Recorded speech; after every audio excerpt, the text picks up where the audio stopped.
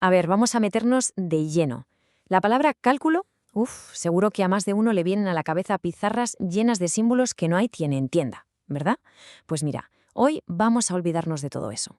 Vamos a ver el cálculo no como esa asignatura de pesadilla, sino como lo que realmente es, una de las ideas más potentes y, la verdad, más elegantes que ha concebido la mente humana. Fijaos en esta cita, que está sacada de la introducción de un libro de texto muy famoso. Es que es increíble. No habla de ecuaciones raras. No. Habla de arcoíris, de montañas rusas, de presas. Esto ya nos da una pista del poder tan alucinante que tiene el cálculo para describir el mundo que nos rodea, y con una precisión que asusta. Y esa es la pregunta del millón, ¿a que sí? ¿Cómo es posible que una sola rama de las mates conecte cosas tan distintas? ¿Qué secreto hay detrás de todo este poder? Bueno, pues en los próximos minutos vamos a desvelar ese secreto. Juntos.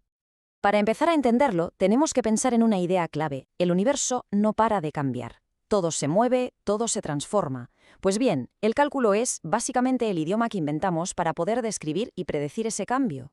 Miremos esta tabla, por ejemplo. Nos enseña cómo la población del mundo depende del tiempo. A cada año le corresponde un número de habitantes. En matemáticas a esto lo llamamos una función. Y las funciones son como los ladrillos del cálculo. Nos permiten ver cómo una cosa, como la población, reacciona a los cambios en otra, como el tiempo. Ojo a este otro ejemplo. Esta gráfica nos muestra cómo el consumo de un coche cambia según la velocidad a la que vamos. Y claro, no es una relación fija, ¿verdad? El consumo mejora hasta que llega a un punto y a partir de ahí empieza a empeorar. El cálculo nos da las herramientas no solo para ver esto, sino para analizarlo al milímetro, para saber exactamente a qué velocidad el coche es más eficiente. Así que esta es la idea central. Si el álgebra es el lenguaje de las cosas quietas, de las fotos fijas, el cálculo es el lenguaje del movimiento, de las películas. Estudia cómo cambian las cosas de un instante al siguiente.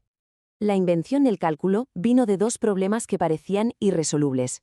El primero, y quizá el más fácil de imaginar, es el problema de la velocidad. A ver, calcular una velocidad media es fácil. Divides la distancia que has recorrido por el tiempo que has tardado. Y ya está. Pero, ¿qué es lo que marca el velocímetro de un coche? Te dice la velocidad ahora mismo, en este preciso instante. Pero claro, en un instante ni recorres distancia ni pasa el tiempo. Entonces, ¿cómo narices es posible medir esa velocidad? Este rompecabezas tuvo a los matemáticos de cabeza durante siglos.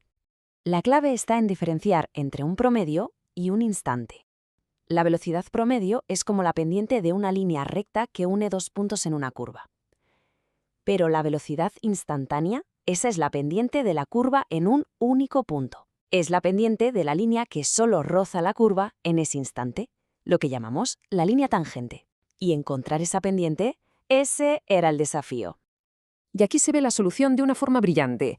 La idea es coger esos dos puntos y acercarlos más y un poquito más, hasta que la distancia entre ellos sea casi cero, infinitesimal. El cálculo le pone un nombre a esto, el límite. La pendiente de la línea tangente es sencillamente el límite al que se acerca la pendiente de la otra línea a medida que los dos puntos se convierten en uno solo. Pues a esta solución, a esta pendiente en un instante, la llamamos la derivada. Y esta es una de las dos grandes ideas del cálculo. La derivada nos da la velocidad de cambio exacta de cualquier cosa en cualquier momento. Es como un velocímetro matemático universal. Venga, vamos ahora con el segundo gran problema, que a primera vista parece que no tiene absolutamente nada que ver con el primero, el problema de cómo calcular un área. Calcular el área de un cuadrado o un triángulo es fácil. Los antiguos griegos ya sabían hacerlo con cualquier polígono, básicamente dividiéndolo en triangulitos. Pero, ¿y un círculo? ¿O el área que hay debajo de una curva, de una parábola? Las curvas lo complicaban todo. Durante más de 2000 años, lo único que se podía hacer era aproximar. Y esto no era un problema nuevo, ¿eh? Desde los griegos, con su método de agotamiento, hasta los genios matemáticos del siglo XVII, las mentes más brillantes de la historia se pegaron con este tema. Pero la solución definitiva, la buena, llegó con los padres del cálculo, Isaac Newton y Gottfried Leibniz. Y la idea, de nuevo, se parece un poco a la anterior. Hacemos una aproximación y la llevamos al límite. A ver, ¿y si llenamos el área de debajo de la curva con rectángulos? Si ponemos pocos, la verdad es que la aproximación es bastante mala. Pero si usamos más y más y más rectángulos, cada vez más finitos, la cosa mejora. La solución es imaginar que usamos infinitos rectángulos, cada uno infinitamente delgado. La suma de todas esas áreas diminutas nos daría el área exacta. Y a esa suma infinita, a esa acumulación, La llamamos la integral. Esta es la segunda gran idea del cálculo. La integral nos permite calcular el área exacta debajo de cualquier curva, lo que en el fondo significa sumar una cantidad que está cambiando constantemente. Muy bien, entonces, tenemos dos problemas que no se parecen en nada. El de la pendiente instantánea, que se resuelve con la derivada, y el del área bajo una curva, que se resuelve con la integral. Durante siglos se estudiaron por separado, pero la auténtica revolución, el boom del cálculo, llegó cuando alguien descubrió que no eran dos ideas separadas en absoluto. Newton y Leibniz se hicieron justo esa pregunta. Oye, ¿y si hay una relación secreta entre calcular pendientes y calcular áreas? ¿Entre derivar e integrar? Y la respuesta fue un sí que lo cambió todo. Resulta que son operaciones inversas, exactamente igual que sumar y restar, o que multiplicar y dividir. Una deshace lo que hace la otra. Este descubrimiento es tan importante que se le llama el teorema fundamental del cálculo. Es el puente que une las dos orillas de este mundo. Lo que dice es que si coges una función, la integras para saber el área que hay debajo y luego derivas ese resultado, sorpresa, vuelves a la función con la que empezaste.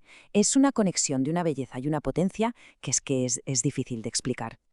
Y este teorema es la llave maestra, la que abre la puerta a un montón de aplicaciones prácticas que nos permiten modelar el mundo con una precisión que antes era ciencia ficción. Y así volvemos al principio. Gracias a esta conexión podemos usar el cálculo para todo, para hacer modelos de cómo crecen las poblaciones, para analizar cómo se relacionan los depredadores y sus presas, para diseñar la trayectoria de un cohete, para entender el decaimiento radioactivo, para optimizar la economía y sí, hasta para explicar por qué los arcoíris se forman siempre en un ángulo de 42 grados. En economía, por ejemplo, las derivadas nos permiten calcular lo que llaman el coste marginal, o sea, cuánto cambia el coste total si produces solo una unidad más. Y las integrales, por otro lado, nos permiten calcular el excedente del consumidor, que es esa área que representa todo el beneficio que se llevan los consumidores, el cambio en un instante y la suma total, trabajando mano a mano. Así que la próxima vez que veamos algo que se mueve, algo que crece o que se va acumulando, hay que recordar que por debajo de todo eso está el latido del cálculo. No son solo reglas en un libro de texto, es una forma de mirar el mundo. Y esto nos deja con una pregunta final fascinante.